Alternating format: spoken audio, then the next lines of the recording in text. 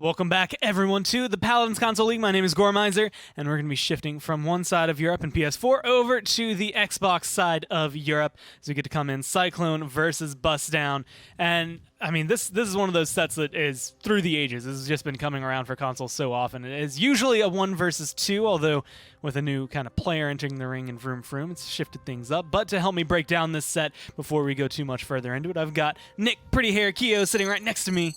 And I mean, like I was saying, this is one of those matchups that, I mean, has just kind of been the essence of Xbox EU. Xbox, it used to be, man. With Vex Gaming kind of gone and largely broken up or retired or whatever it is, there's a lot of space in this region in particular for a new champion to kind of step up and be the dominant force here. And Cyclone Bustdown look like the most worthy candidates, but with Vroom Vroom stepping up, yeah, it's just evolution, I think, all across the console league. New teams and new faces are arising to challenge those more old head teams. Well, we can go ahead and kind of take a peek at the standings, which is kind of showcasing what it is. Cyclone at 5-1 right now have kind of taken the dominant reins. The 12 plus minus definitely helps them out in that manner as well. For a lot sure. more 3-0s that they've been able to find in their wins. But Vroom Vroom 4-2, Bustdown 3-3. They might still be behind by 12 or 11 maps, 10 or 11 maps here, but it's still a gap that is feasibly closable by the end of the season if you're able to get there. Unfortunately, for Absolute Reign Gaming, they've kind of been the punching bag for this region. You've got three teams fighting for first, and they're the ones that are kind of feeling all of it. Hopefully they'll be able to get themselves at least a map win or something, but a relatively new, organization, team, group of people. You got to pay your dues. It's not going to be easy at the onset, especially with a lot of competitiveness in this region in particular. With again that very veteran team, it's Hype Unit and Xbox NA. It's been Flashpoint and PS4 EU, but kind of stay tuned to see who really comes out on top. There's always been one in this region in particular. It is wide open, so look for the competition to be highest here. Well, it's the Wild West. We'll have to see which team can kind of get the draw first, whether it's Cyclone, whether it's Bustdown, has yet to be seen. Again, this used to be a 1 versus 2 during the first half of the year. Now it's 1 versus 3, so we can go ahead and take a look. Jaguar Falls, Frog Isle, going to be banned away, as well as Bright Marsh and Ice Mines. So just pulling away a lot of standards there more than anything. Maybe forcing us to go the Jags and the to Bright the Marshes and stuff like that. You don't want to get snowballed on, if you're going up against the top team in your region. So that's something to think about. But at the end of the day, you still have, your maps that you feel best on, your best foot forward. So you don't want to, I wouldn't ever, even if it's Bright Marsh, right? You potentially going to get snowballed there, but if that is your most practiced map, that's where you need to move forward on. There are so many maps in the pool. There's just not enough hours in the day to scrim and develop strategies on all of them, so you have to pick and choose, kind of go after, your core, probably 8-ish maps, I think would be safe enough to say in a best of 5. You want to be able to go through, have some banned away from you, some that you're going to be able to control. We can see where we're going first. Stonekeep still available, but it's going to be Timber Mill going up here first. Not usually your opener for a set. So going to be interesting to see. Speaking of not enough time in the day to scrim on all the maps. The pictures behind me, Bustdown are the first pick for this one. So they're the ones who chose this. You chose this. That's an interesting fate for you. Well, we'll see how it goes. Last week, it wasn't on Timbermill, but in the past it had been. Only time you would see Evie was on this map. And this is, it's weird to think of this as like her indisputed best map, but because of the value of snipers, at least on PC, her value skyrockets alongside with them. Her value sometimes falls alongside them as well. But in the past, this had been the only map we would see Eevee on. Got to see it on Splitstone, and I believe Stonekeep was the other map. And very impressed, I was at the very least. And this is the type of map that you would more so expect to see in us. So we'll see if that performance has permeated the rest of the region and the rest of the scene. It's a rarity still, but I'm keeping my fingers crossed for it. Well, you get Willow, Victor, Genos, and Talus all banned. 2 of those seem like very standard console bans. Genos kind of falls back and forth. I actually feel like Genos is a shot at Dreams specifically because Bustdown love themselves some Genos. And then Willow's just been good, but they have Atlas, Strix, Ying, so a nice hit scan front line, a nice hit scan back line, and then Ying, who has nice hit scan healer. Everything you want on a nice wide map like Timbermill. Yeah, got to keep it rocking for sure. And Cyclone locking in a more standard, so far, 2 frontline composition here with Vivian, who does not, offer a lot of range. Neither does Terminus, so we'll have to see which way this goes. But this could be, and we will get that EV. We will get that EV, baby. That EV and that Terminus. But it's the way this is shaping up. It's not. It's gonna be here. It's not gonna be this wide sprawling Timbermill team fight. I don't know what Cyclone are planning on picking last, but right now they are very starved for range. That's not a death sentence, be it, but right now. Okay, now they are definitely going to be starved for range. If they go this way, they have the healer for it, but yeah. Okay. It's going to be kind of a fight on the point and the building right beside it versus Bustdown where they can play wherever they want here on Timbermill. So, I mean, it's Bustdown definitely, I would say, maybe leading in the draft. Yeah. It's up to Strix. He has to figure this out. No one's going to contest him, I don't think, but he has to figure out how to be effective here. Well, we'll have to see if Strix can be effective as we jump down to Timbermill, and since we're jumping down to Timbermill, let's jump down to the casters. Thanks, Gore. Really appreciate that. Of course, I'm down here now, Fawn, but I'm not alone. I'm Dave. I'm not Dave. I'm with Dave, I should say. I said I was Dave for a second. Your face is very...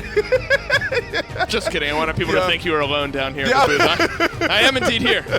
Alongside Fawn, second set of the day. 1 versus 2 matchup in this region. Console combination should be some fun to watch. One that, similarly to our first matchup, one that traditionally Cyclone was on the winning end of.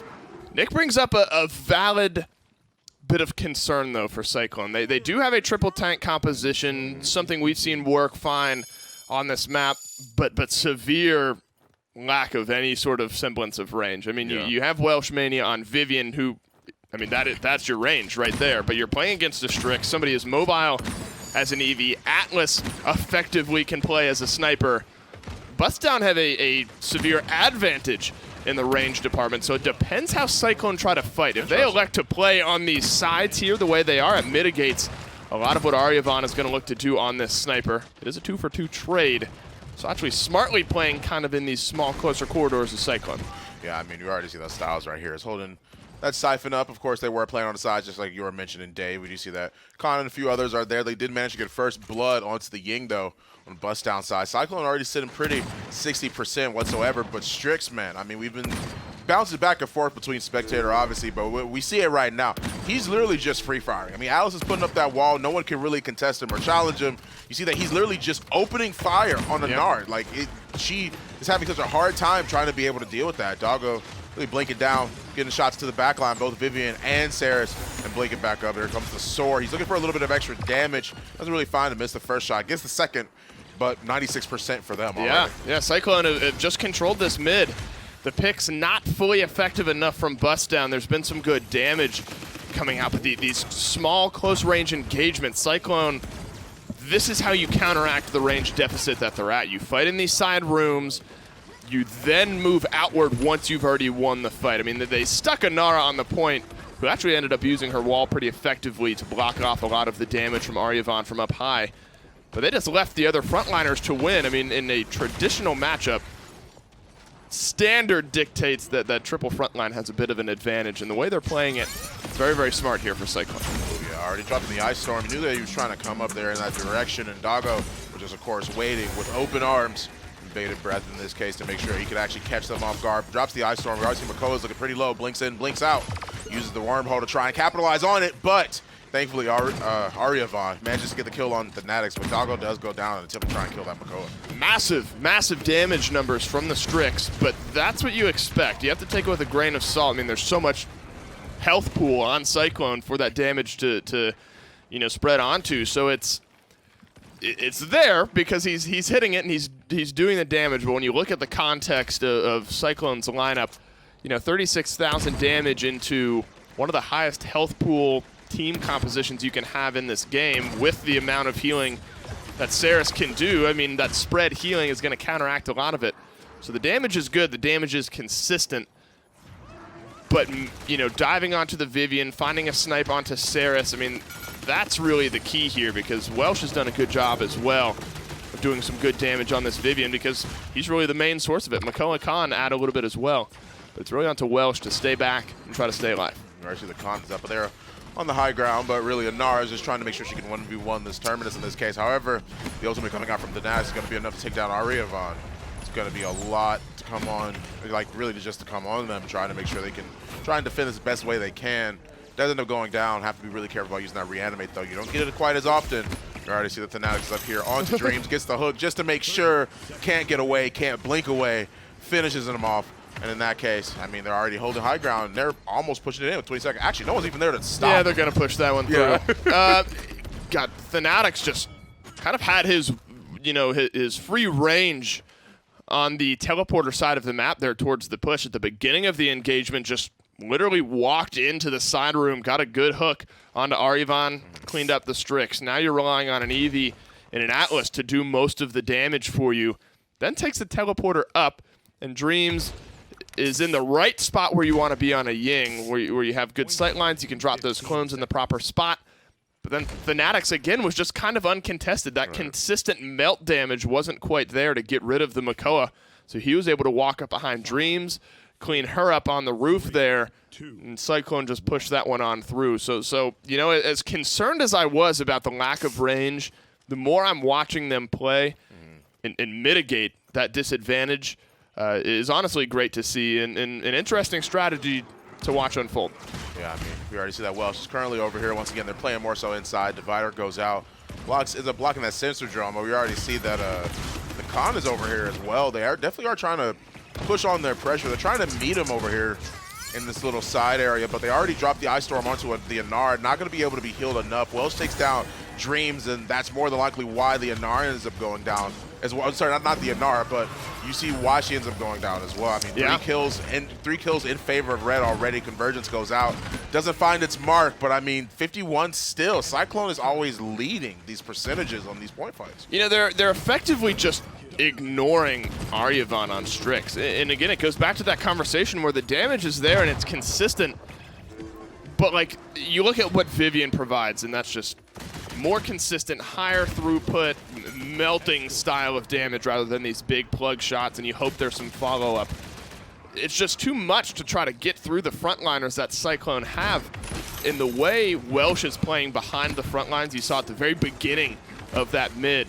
If I'm a Vivian and I'm just walking behind a Khan and a Makoa who are opening that doorway for me, I've never been less concerned about my life ever. Right. I mean, when those two champions are the ones that are leading the way for you, you can hold down, right trigger in this case and free fire all day. Yeah. And there have been some picks onto Welsh, but throughout these mid fights, they've shown that this composition does, in fact, make some serious sense. Yeah, I mean, you already see it right here. Doggo manages to get the kill on the Saris, and I mean, really, he's just trying to find an opening. That Makoa shield being a little bit more annoying. Blinks in, tries to see if he can get some more damage to the Anar. Doesn't get the kill, which they're going to be able to back up, but I mean, he does. He's a good shot. Fanatics, yeah, it was a very, very good shot from Doggo in this case, and now he's going to be pushing his advantage a little bit. Blinks in, blinks right back out to make sure he's at a safe distance, and really, they're just going to be able to hold this corner pretty well. And that little engagement there where Eevee tried to blink in and it was a Khan Vivian backpedaling. I mean, this isn't that surprising, but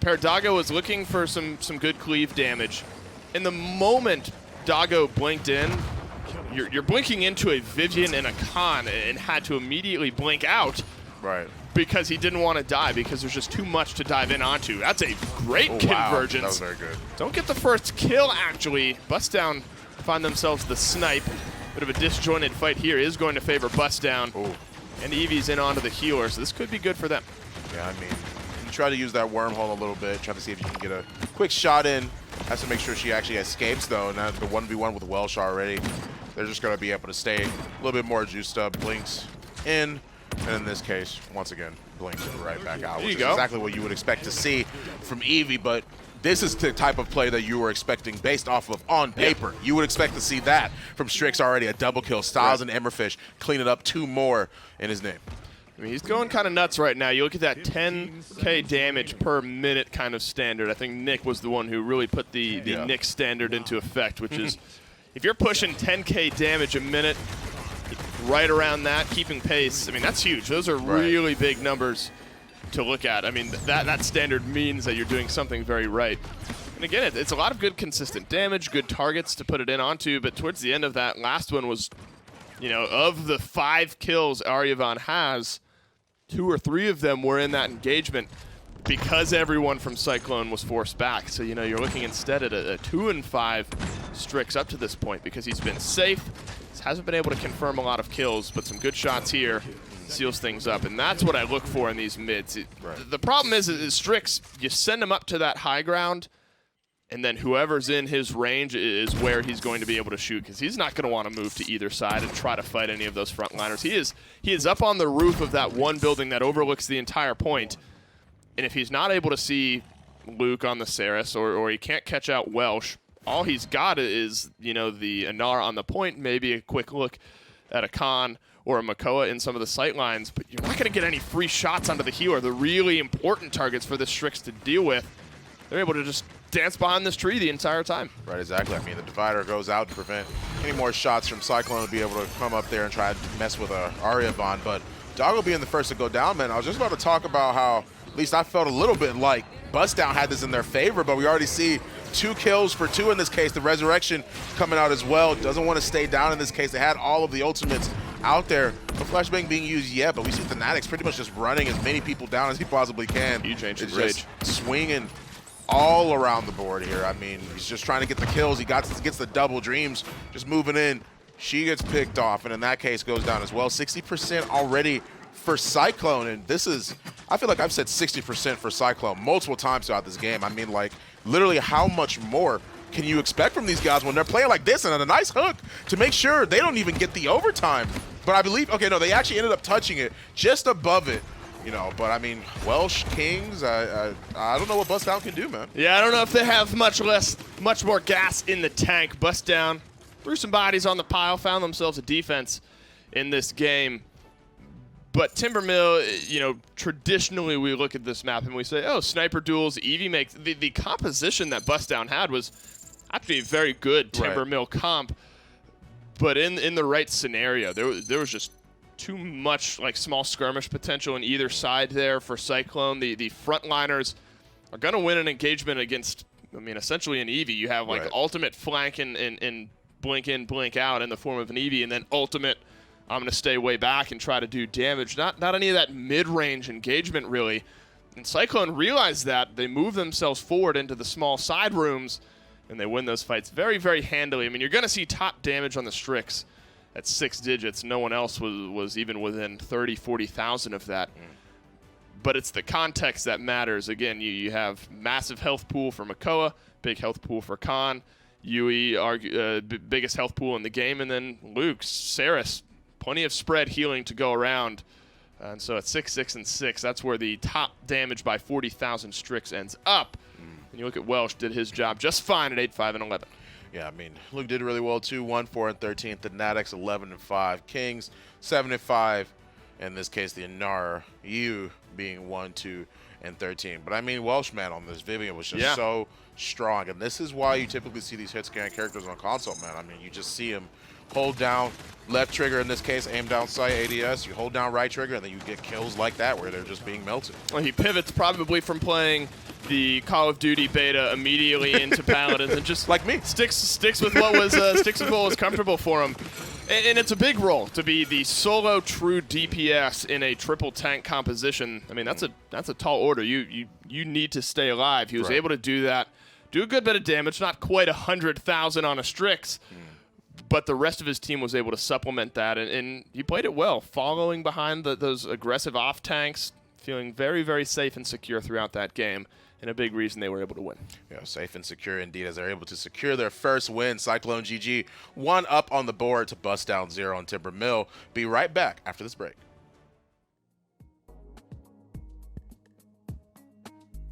Alienware, the official PC provider of the Paladins Console League.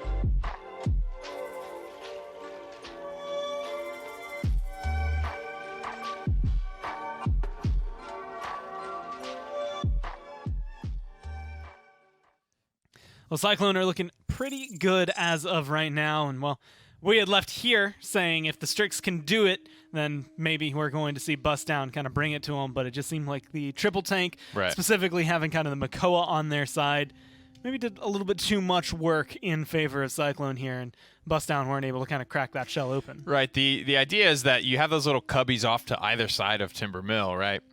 Who's going in there to contest control of either one of those cubby? Probably nobody, right? And when you have all that space to yourself, and Saris can just sit in there and juice up these front lines who are just tagging each other in and out to get onto the objective, or if Inara even needs to get off in the first place, you know what I mean? Like, there is a lot of there is thought process to that. People have done triple tank on Timber Mill. PPL teams have done triple tank on Timber Mill before. It's a thing that works. I mean, it's not, we were kind of like surprised to see it and kind of making fun of it a little bit at the start, but it absolutely has viability if you play it right. And, well, they played it right as far as Cyclone are concerned. They were able to win that one, and now they get to go elsewhere as they traverse their town to Ascension Peak, which, in my mind, I want to say is a similar style map just because the push is pretty long. To but Timber Mill? When it comes down to it, at this point, except for maybe Bazaar, it's pretty unique in the way that it's played. Maybe Bazaar and Shattered Desert, but with the statues being able to kind of block shots, like it's wholly unique to Ascension Right, Peak. this one and Bazaar, I think I agree with you. And that's kind of what's cool, and I hope that maps continue to go in that direction of that they have some unique feature, if whether it's not those gates that are activated by exclusively one team based on the side of the map, a big point. In Bazaar's case, both. It has two cool kind of unique features about it. Ascension Peak was the first one to break the mold of like, what if we made it square? That was the revolutionary thought there, but it's big. What if we took it and just went? Yeah, it's big, and it has the statues on it. You're right, and that has lent itself to a lot of I think different gameplay around it and some learning process. But overall, we're left with a fun map. Well, so far we have Atlas, Vivian, Victor, Talus banned. 3 of those are like the standard console. You are really good on this just in general, so we're going to ban him out. I feel like Atlas can kind of fall in that category, but sometimes he gets forgotten and kind of thrown to the side. Sometimes he comes in and will be hot or not, as we've seen. Tyra going to be picked up. Genos, so 2 forms of damage amp for Bustdown versus the Willow Barrack, which Cyclone, that start, that's already a devastating team. Well, with Khan, Ash, Makoa all open, Fernando is the choice. I don't know. And immediately my thoughts jump to this. Fernando, Formidable is like the sustained talent that people are picking. He's getting some buffs, I think, in the next patch, the Pirate patch. Yeah. But overall, I still think he'll be in the same playing spot. on that. I think 210? I think so. I think because they did play on 210. When these were played, they should be on the current update. And so this should be Nando with new shield cooldowns and kind of that shuffled around. So here's the deal with Nando is when you're playing around Genos, you're obvious, and Tyra in this case, you're clearly trying to win with this damage amp, right? Fernando is not your main concern. He just needs to be good enough, serviceable. On Ascension Peak, that can actually work, right? Because he has a statue to hide behind. If the rest of your team is controlling a lot of space, he can do what he needs to do on the objective. He is formidable to heal himself. He doesn't need to lean too heavily on Genos. So it may not seem like, the right frontline pick, but given the scheme of the rest of the composition, it's, there's merit there. I want to rush into the con counter for him, but I'm going to ignore it, and I just want to ask you real fast. Koga, Sky, how do you feel about those being locked in just in general? I like it, man. It's going to be fun to watch. I think you got to do something to spice it up to take down a team like Cyclone. Yeah. Well, hey, they're giving us some flavor here as Bustdown. I'm excited to see how this one works out. Let's go down to Ascension Peak. Yeah, let's get right into it, guys. I mean, I'm a little bit concerned about having the Koga Sky. I can understand that they probably did that because they have the Tyra to try and damage amp it, but I'm still worried. It's sort of an all or nothing composition. Yeah. Either you are deleting the members over on Cyclone or you are being deleted. It's an aggressive composition. You look to find your way through, melt down some of those frontliners and hope that the scraps at the end aren't healthy enough to deal with you. I mean, triple DPS composition with double damage amp is pretty ideal.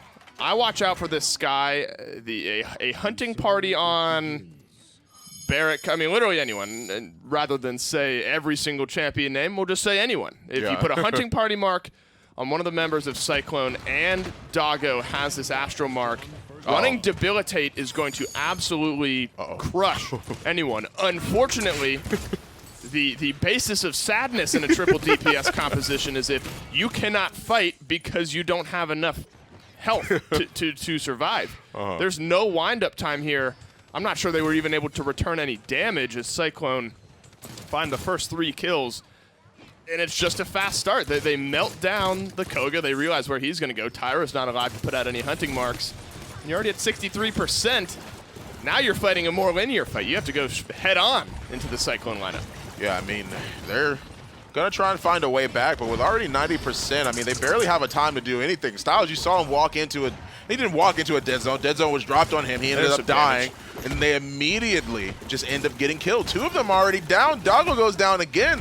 I mean, Aryavon's trying to even it up by getting some kills, but Grover already healed him back up. Grover's still alive. Leon's still looking good. Willow finds the kill, 99%, and the point's already captured. That was kind of gross. I mean, Cyclone did not miss a single. On cooldown, on respawn, they were killing off members of Bustdown left and right. And towards the beginning, it was just good side skirmishes. At the end there, Bustdown just had to rush head on. The only pseudo flank we saw was a Koga around the backside, and it just didn't work out. They haven't been able to pair this hunting party with an Astromark very well throughout this game. Amrafish has been dying off to Kings a lot of the time. Too much mobility to deal with. Finally, the first kill of the game for Bustdown goes to Aryavon.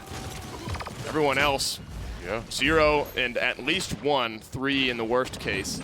Only 1 death. Kings having a big game. This is, the mobility of Willow. If they're able to play around that properly, Cyclone, honestly, should be an easy composition to break through, but this is where things get scary. When you're on the back foot and they can continue to press that triple DPS advantage is when the Bustdown composition starts to work.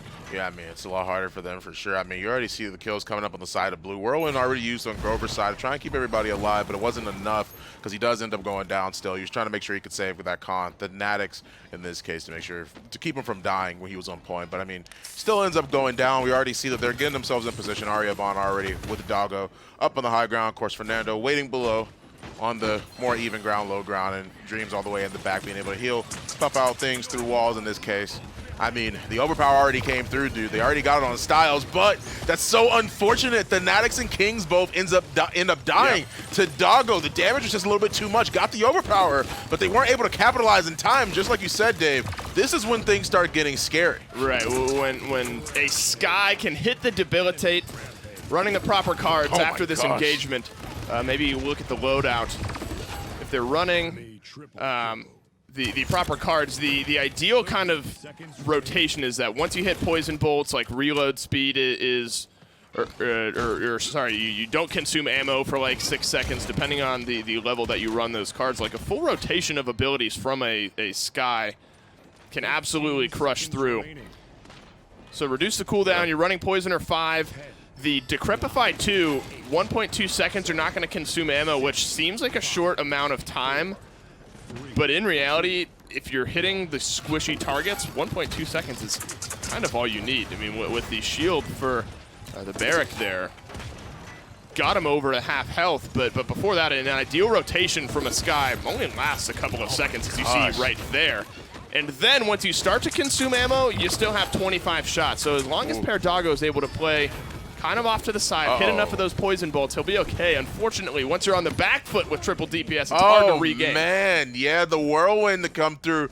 They're trying to keep everybody alive, and it actually ends up working out. What looks like a fight for Bustdown. The win in this case ends up with them just completely getting destroyed thanks to having that healing from Grover, man. I mean, it was a little bit too much. Kept everybody alive just in time. Has to throw out the Sky Bomb to keep them alive. They do end up still getting the Willow right around that corner. The Natix ends up getting Styles. That's one of their point tanks. And really, there's only so many people that are left in a squishy.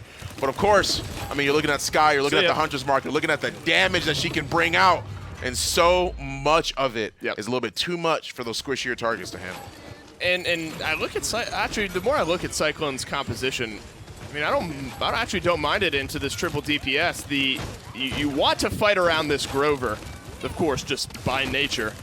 And you know what Bustdown look to do are kind of eliminate these one-off targets. If you're a Sky, you want to be able to flank, find somebody isolated, because Sky's downfall is when enough people focus on her all at once. And just too much disjointed fighting there from Cyclone towards the end. But if they're able to go back to, let's fight around this Grover, let's all try to focus on whichever one of the flanks is tearing into us at the moment, been Doggo more often than not, then they'll have an okay shot. I imagine we see some Illuminate start to come online. Only 2 of them right now, but such a cheap item. Lots of good value to be had, especially if they're going to be fighting from close ranges. You only need 1 or 2 levels of that to really get some good value. Here we go already. Dreams just pretty much waited behind there, trying to set up for our through time and space. There it is. Actually ends up going through. Finds a mark, but it's not going to be enough. Styles goes down to try and keep everybody alive. Emberfish actually ends up using Crossfire as well. Staying directly in dead zone, misses a couple shots, but Aryavon and Emberfish find 2 kills for their team. That's going to be looking pretty good for them already. Doggo finding one of his own. Luke tries to step on the point just for a little bit, but it's not going to be enough. Willow hasn't backed off yet, so that means Kings is going to go down too. Only their frontliners have spawned, and they're already making sure they can make this comeback work at this point. Yeah, Bustdown, if you look at the first mid, they were not even able to get anything going. They lost a couple team members. They really need to fight as one kind of cohesive unit to make this triple DPS work, and they weren't able to do that in the first mid, but this time around they move forward, find honestly just 1 or 2 picks, and that's all they've needed. Once Sky gets a little bit of extra space, once Koga gets a little bit of extra space, it becomes much, much harder to deal with. You have to kind of choose. Either you're gonna want to try to duel them, which is not really advisable. Sky can melt almost anyone, as we're about to see. Bowling ball to keep him alive. But anyone else dies in that scenario. So you're looking to try to stop this, the big flank around the backside of your team, and the only way to do that is really fight together, which is good with a Grover. But once, one member of that line cracks, an opening, forms on the backside, the left side, the right side, wherever the death occurs, and that opens things up for Bustdown. That's exactly what happens in that last mid. Yeah, Kings is up here just firing away at the people on the lower ground. Of course, he's just trying to keep an eye out for everybody, make sure no one gets a little bit too brave in this case. Doggo does go down, throws out the bomb just before he died, though.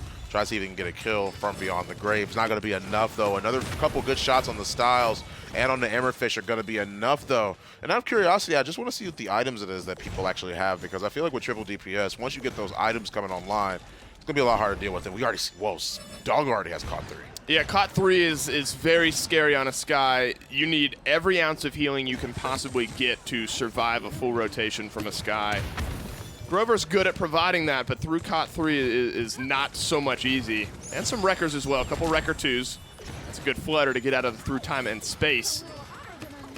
But it's a lot to avoid. Kings, I think, has been somewhat of a saving grace where he's been able to use these Faith Lights to find the flanks, get rid of some of the DPSs, and slowly pick apart the Bustdown lineup. Yeah, you already see that Styles is now currently under fire. The new target right there. He's looking for Doggo as well. Luke finds the kill, but Kings already had a double. He already got rid of 2 of them. That's going to allow Cyclone to be able to push up. You see the Aryavon tries to go in there. It's a couple shot off with those SMGs, but it's not going to be enough for him to stay invested in that fight. A little bit too much damage. He's going to back off. And I mean, in this case, Dave, you already see that they already had like 3, you already saw they had cauterized 3 and such. Why are they not prioritizing the wreckers with Barrick and them? I mean, is the Grover is really just too much for them to be able to handle triple DPS side? Yeah, they stack the caught 3 on Doggo just for sort of that single target elimination. Right. I mean, if I am a Sky, I'm putting myself at a disadvantage by revealing myself oftentimes in the back line. So if I'm going to go on to a target, I need to make sure I kill them, which is why caught 3 is heavily prioritized for Doggo in this case. They had a little wrecker 2 on Emberfish, a little wrecker 2 on Aryavon, I believe, which is enough to kind of counteract. So you do have 2 wrecker 2s and 2 cauterized 2s on both of them, and now wrecker 1. So the early game priority of caught 3 for Doggo is, as I kind of put it, just melt down that target. Once you get on them, you want to make sure they die and leave some of the wrecker up to Tyra in this case, Aryavon as well, as the Koga's pretty good at melting down some of those shields. So just more important to have caught 3 on the Sky, and then let some of the other direct damage dealers deal with some of the shielding. Because between Khan and Barrick, you're right, there are some good shielding targets to try to melt down. Now with caught 3 completed, Wrecker's going to be the next target for Doggo. You already see the rotation happening between these 2 teams. Emberfish is already pretty low, but they pretty much literally just did like a do-si-do. They all just went around the map in this case, trying to trade spots. Crossfire is going to be a little bit too much. Aryavon was in the right spot at the right time because you see he got a kill. Emberfish got 1. Styles got 1. Dreams has 1. And now at this point, it already looks like Cyclone is definitely on the back foot here. I mean, they wrapped around, but I mean, it was sort of hard for Cyclone to be able to deal with that. There's an overpower, but I don't know if that's still going to be enough. They have to find still some kind of way in. You know, they get their front line. Styles has been where everyone is trying to play behind, of course, as the lone tank on the Bustdown side of things. So that actually opens things up for Cyclone to move a little bit forward. Going to get spotted out by Illuminate, which forces Doggo back. And that's what you look for on Cyclone. If I'm Leon, I want to follow around my con. As long as I'm not getting melted, I can do enough damage to kill Sky, who's very, very squishy. So getting rid of the front line was enough for Cyclone to regain control of this mid. Styles is going to have to dash forward, but he's not going to be in range. In much the same as Cyclone, once the front line goes down, it's kind of an unstable Jenga tower, and everything can kind of fall from there, and Cyclone take pretty good advantage of it. Yeah, I mean, you already see that King is pretty much diving all the way in that back line. He's getting the shots off. Blastfire playing a huge role as well. Fate Flight comes out looking for a couple kills. He finds one on the Doggo, has to back out though. The healing from Battle Shout is going to be enough. 400 just so happens to be that perfect amount to heal him. He still goes down, but keep him alive just for a little bit longer. Allows them to stall things and get that payload pushing forward a lot more. Aryavon, the presence comes through to try and get Aryavon. It's not going to be enough. He backs off. Whirlwind comes through as well. Skybomb, but once again, I mean, they're still sitting pretty, Cyclone is. Bustdown are throwing everything at the wall here to try to stall this defense with a minute and a half left. Literally every ultimate off of the board for them. They do find the kills. Kings is able to trade back, which keeps Cyclone actually in a pretty okay spot here. Doggo is going to look for just a little pick. He's at about half health. I mean, 2,000 health exactly is very, very low for the Sky, which is why you have to pick and choose those engagements properly. Kings has been just huge for Cyclone throughout this game. The mobility of the Willow, despite dying a couple more times, the only champion for Cyclone that doesn't have to kind of go toe-to-toe on the ground with these flanks, these damage-boosted flanks for Bustdown. So Kings had a big important role in this one and is doing a good job of really filling that role. Yeah, I mean, we see that the Knights has the overpower here. I mean, of course, Cyclone doesn't have as many ultimates as you would, not necessarily you would expect them to have, but they've already used the ones to try and counteract that. Overpower comes through, ends up finding a miss, though. I mean, we see that two of them are low on Bustdown's side. Willow, man, I mean, this is why you get rid of her. This is why you try and deal with the problem. Against triple DPS, it's a little bit too much for him. Dreams goes down. Thanatic finds two. Kings finds two of his own, and that's going to be enough for Cyclone to net the second game. Yeah, I mean, there's definitely merit to what Bustdown brought to the table there. It's a fun if nothing else, it's a very fun composition to watch. There were moments where Doggo on the Sky just kind of did whatever he wanted, absolutely melting everyone on Cyclone, but Cyclone had the kind of bunched up team fight figured out a little bit better, forcing individual engagements. Maybe it's the Sky one-on-one on our right flank trying to kill our barrack. Let's all turn our attention there, and it's a good mix where you have the four between Yui, Welsh, Luke, and Fanatics all really sticking together.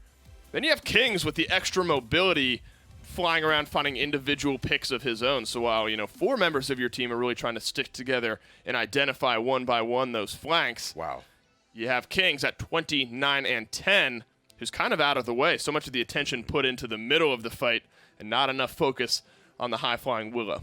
I mean, that's just a testament to, not only how good Kings can be, but how good Willow is. I mean, like, against the Genos, that's so hard for him to be able to try and heal through that dead zone, man. I mean, like, there's just not enough. I mean, in Grover, too. I mean, they just had a really aggressive comp, and I really feel like the Willow was the answer for, the Willow was the answer for Bustdown's composition with triple DPS. Yeah, you're absolutely right. It's a dream for Willow, a flanker. I mean, you only have one front line on Bustdown, and it's a Fernando, but then four, including the healer, four great low health targets. In moments like this, if Bustdown on the opposite side start to fight too close to one another, nobody is going to stop Kings from doing this. And even if he's not securing the kills, which he did 20 times throughout that game, he's going to be cleaving a lot of that damage throughout everyone on Bustdown. So there was no direct answer for the mobility that Willow provided, the AoE damage as well. Everything was direct damage for Bustdown, which is kind of what you want looking at a Willow,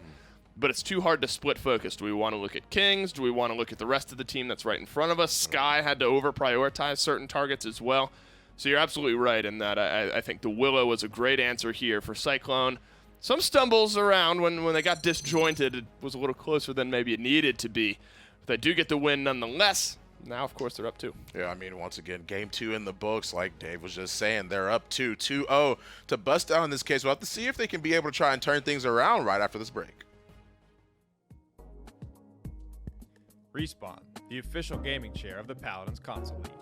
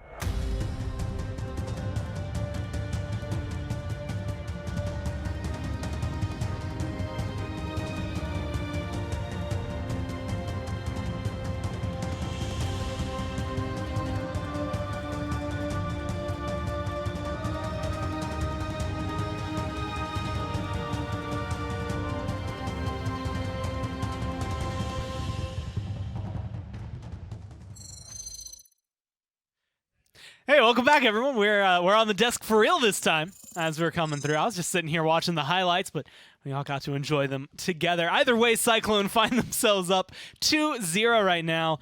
And while I like the essence that is a Sky and a Koga pick, unfortunately for Bustdown, it is not enough to topple Cyclone over. And now they're sitting up 2-0 over their opponents. And Cyclone, it kind of feels a lot more like they are coming into this first place feeling. Like that 12 plus minus, you're starting to see a little bit of why.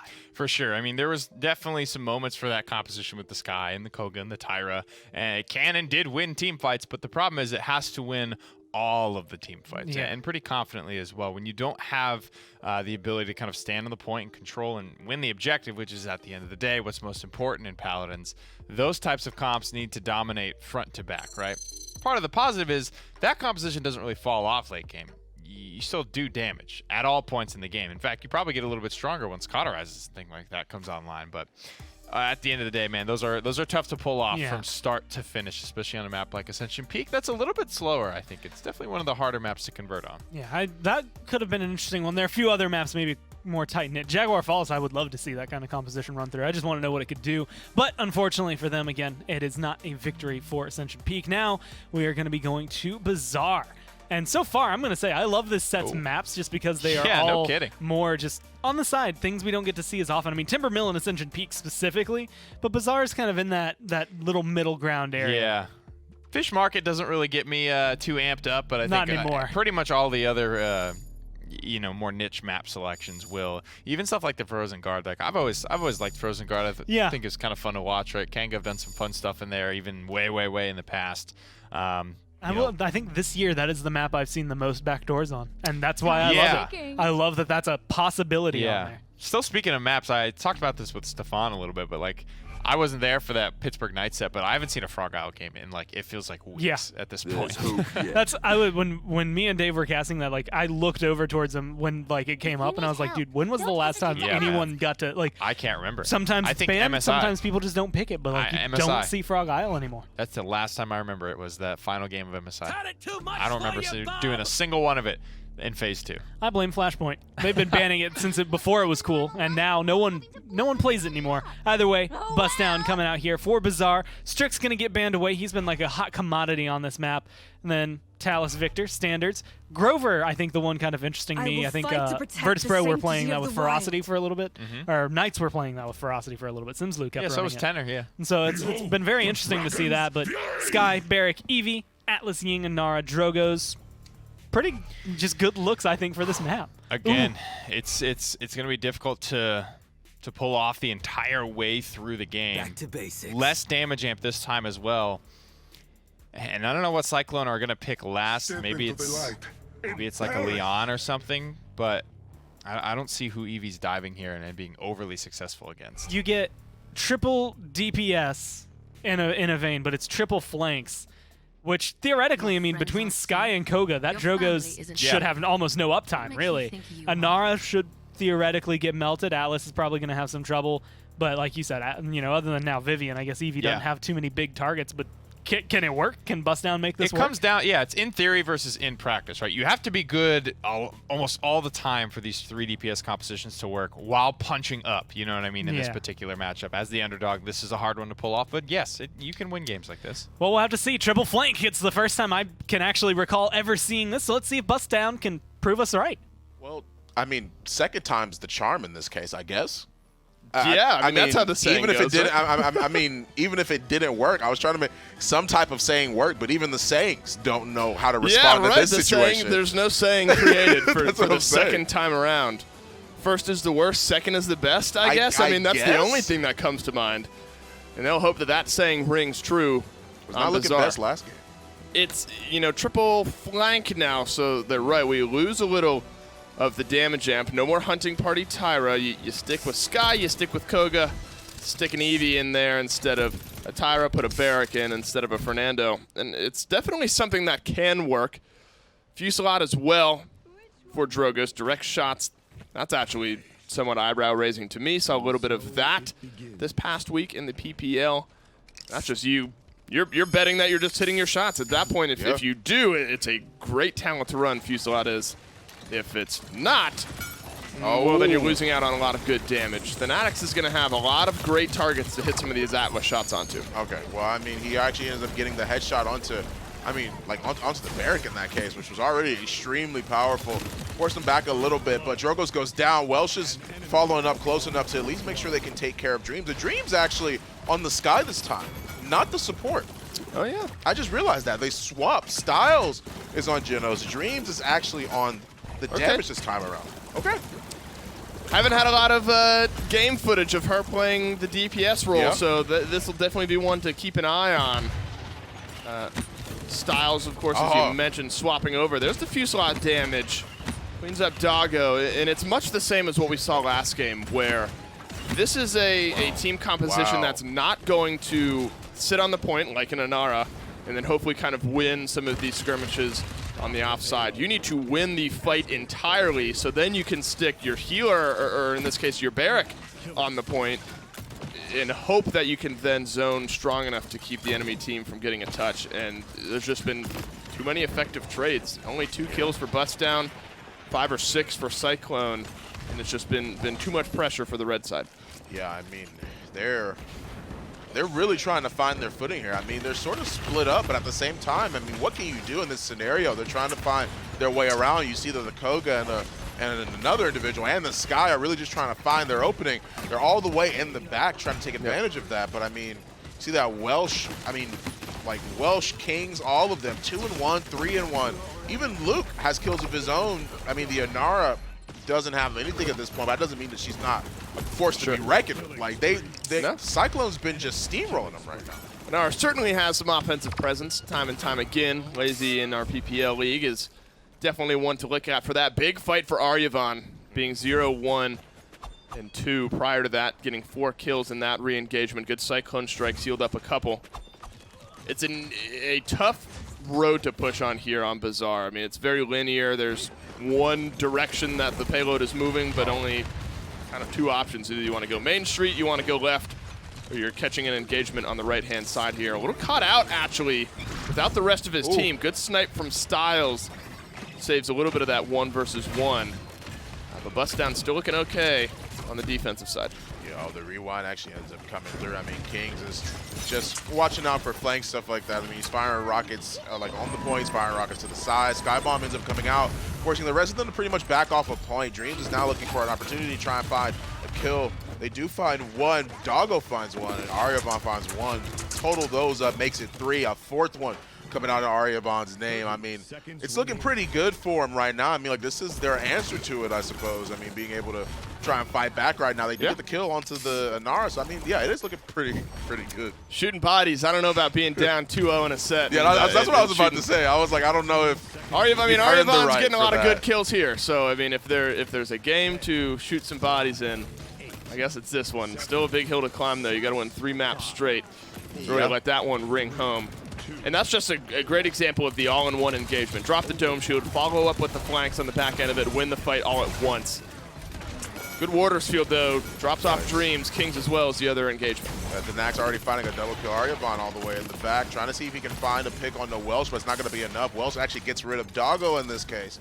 And I mean, they can just zone him out. That was, yeah. They're just going to turn around and poke and not let Aryabon participate really over these last few kills. It's going to be all down to Barrick to try to jump onto this payload here. Cyclone cannot lose any members, though. That's a big thing to look at. If Welsh falls off or the front lines do, that'll be a great start here for Bustdown. But getting rid of Emmerfish. Now 4 of your squishies have to jump on. Nobody wants to do that. It's too much damage, not enough for Bustdown to counteract any of the frontline presence. Aryabon has had a great round here. A lot of these flanks were paying off, lots of low health targets to capitalize on. And it's kind of that cascading team fight that Bustdown need to make work. Use the Cyclone Strike, everyone else follows up. You see moments, just like last game on Ascension Peak, where Bustdown are making it work. It's just not on a consistent enough basis. It's a very hard composition to end up winning games with. I mean, yeah, Bustdown's going to have to find an answer to that. I mean, like, Aryabon has a good game. He has 7 and 2, but he's down 0-2 at this point in time. I mean, yeah. I guess I can understand the taunt, but I mean, in Smash more specifically, that's called the taunt to get bodied combo, where you taunt and then you immediately end up losing soon after that. So I mean, they're gonna have to find some type of answer to be able to deal with Cyclone, because they're doing really well, man. Yeah, I don't read too much into the taunt. I think it was just in the moment, just a funny little body shooting thing. I don't think he meant anything by it. Good shot though. Ends up doing the body dropping portion of that engagement. The Fnatic's a double kill. This is a great composition for Atlas. Plenty of damage, plenty of health. 3 kills proves just that. Yeah, I mean, we already see the Fnatic's already pushing up, trying to get a zone going. I mean, 48% already for Cyclone is steadily building. They already are in a very good spot to be able to zone the rest of Bustdown out. I mean, Barrick eating a significant amount of damage is definitely going to be harder for him to get immediately back to point, but with the elimination of kills, they're going to find some sort of way. I mean, the wall goes up, but 96%, they literally can't get past them at this point. Yeah, that's a big first pick on the Styles as well. Not only do you not have any healing, but you have a bunch of flanks minus their damage amp. Maybe get Fnatic's the second chance. Is going to say no. The spray on the ground from him.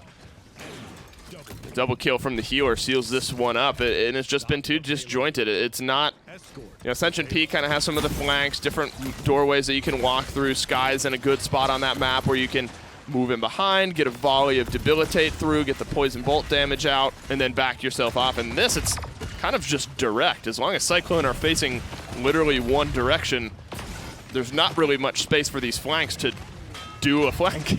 Yeah, I mean, you already see the Inara just going back, immediately getting the kill on Styles, walls off the Barrick to give them all a little bit of time, allowing their healer to try and juice them all the way back up. The Fnatic gets a kill. Kings finds one as well. Their healer's down. But I mean, man, with how aggressive this card is pushing right now, I mean, it's hard to try and find some type of comeback. I mean, they already lost 3 members of their team. I mean, with one of them just respawning. I mean, the Nat's going to wait right here, like right around the corner, try and get those dismounts. Atlas is just had a massive game. Fnatic's piloting the Atlas, and now maybe a set-ending push here for Cyclone. Through time and space doesn't connect. That's a tough way to start. Uh-oh, don't shoot into going down. They knew that they were going to get the kill onto the they knew they were going to get the kill onto the Barrick.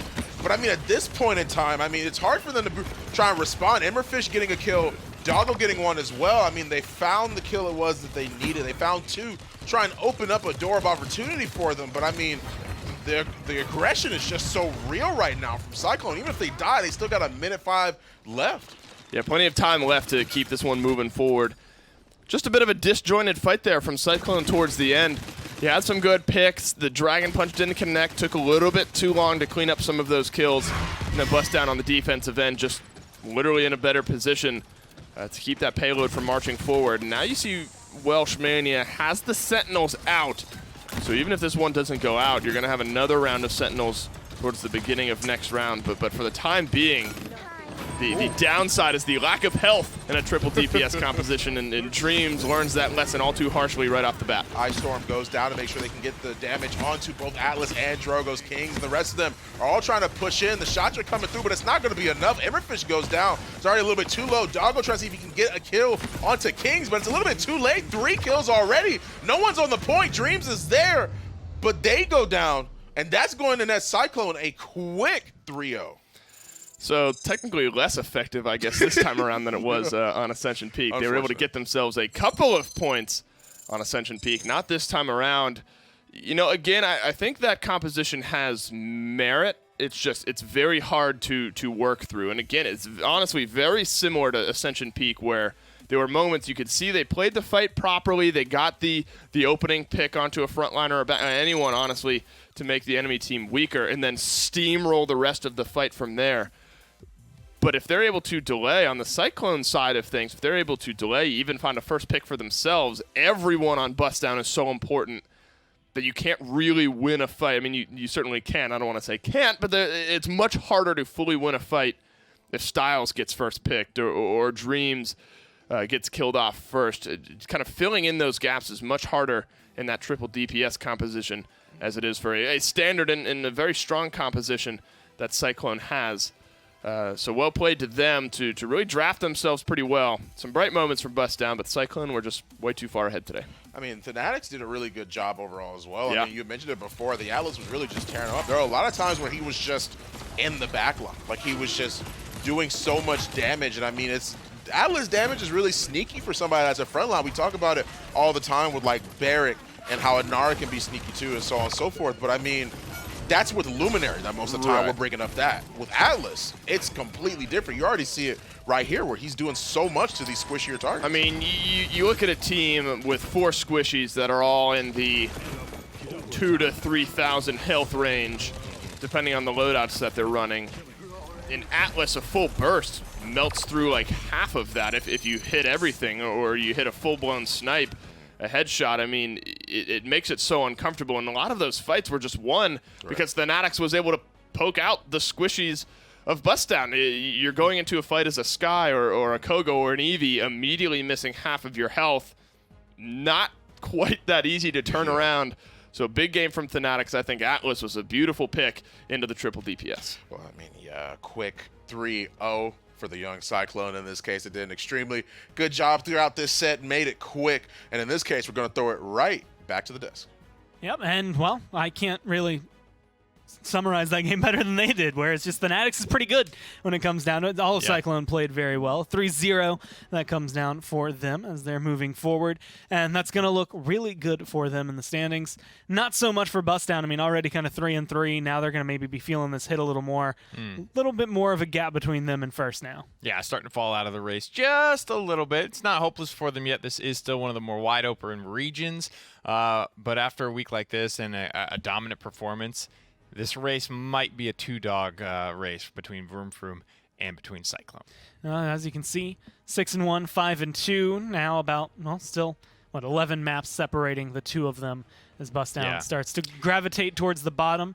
That's Flashpoint crazy. and Iron Man are both 6-1. It's one game really separating the two, but so many maps. It just goes to show how clean these Cyclone wins have been. Now, I think, we've seen actually Vroom Vroom, more 5-game wins as of late than we have seen 3-0s, although I think today was a 3-0 for them. And, I mean, just good all around from both teams. I guess now the both top twos in both EUs have been very, very good here.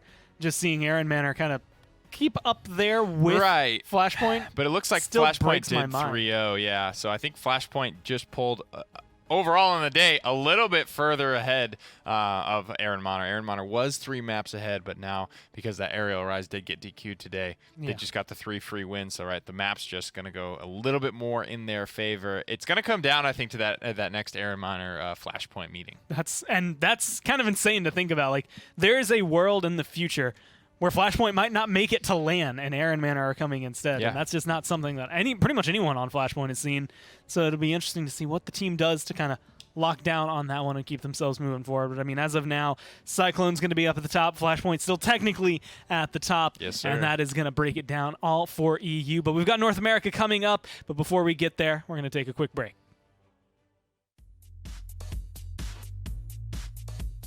The Paladins Console League is brought to you by Evil Mojo Games, developers of Paladins.